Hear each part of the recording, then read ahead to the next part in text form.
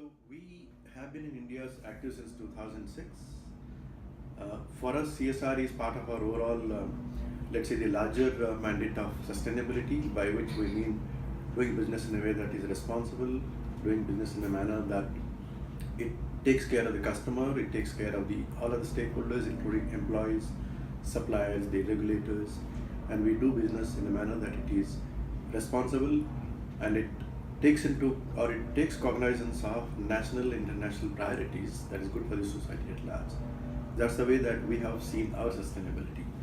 And if you look at the CSR is something that has evolved with the changing times in India. Initially, when we started in 2007, the focus was on financial inclusion. That was one of the biggest missing links in the Indian commitment to the UN.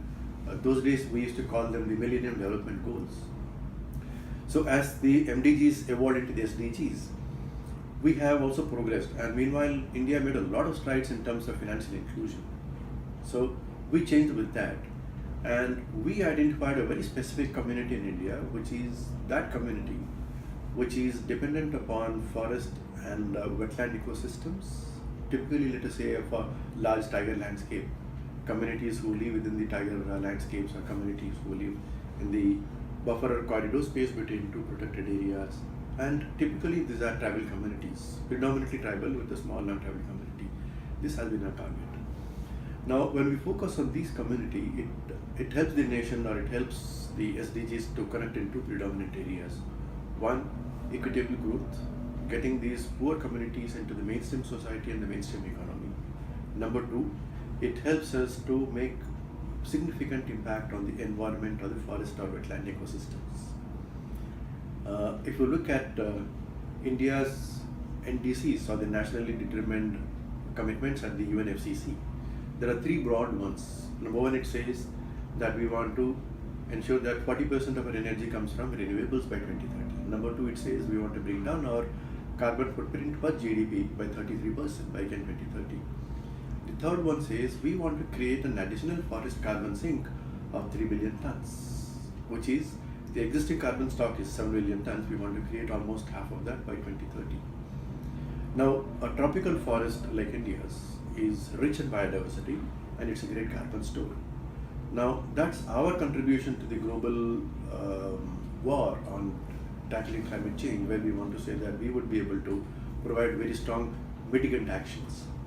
So the work that we do through our CSR, working with the communities, providing the livelihoods, and putting a governance around the way that they extract ecosystem resources, helps in regenerating degraded forest areas and helps in ensuring sustainable harvest of forest resources.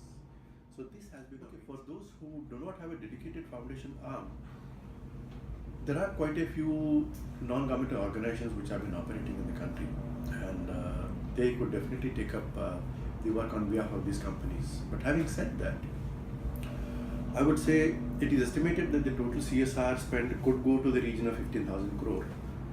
But I would say there is definitely lacking of capacity within the good or the credible ones which have been around for a very long time to take up work of this order. So there is also a need to build capacities of this particular sector. Okay, for those who do not have a dedicated foundation arm, there are quite a few non-governmental organizations which have been operating in the country, and they could definitely take up the work on behalf of these companies. But having said that, I would say it is estimated that the total CSR spend could go to the region of 15,000 crore. But I would say there is definitely lacking of capacity within the good or the credible ones which have been around for a very long time to take up work of this order. So there is also a need to build capacities of this particular sector. I would see CSR as an opportunity given by the Government of India to the businesses to participate in the larger mandate or larger goal of supporting the UN SDGs and participating in nation building. India is a country which is a queer mix. We have a nicely galloping GDP, which is doing very well. We are one of the few countries where the GDP is still more than 5%. Yet we have issues to deal with. We have large populations which live below the poverty line. We have inadequacy of infrastructure.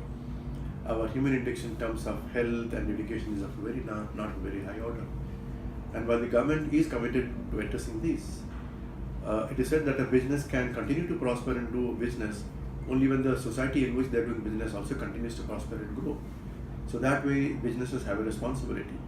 The other thing, if I could venture to say, that where a business takes up something, it brings in efficiencies. The same efficiencies and rationale that go into making wealth or returning, say, the returns on your dividends, the returns on your equity. The same efficiency gets into when they take up a social or environmental activity. So that's, I would put it as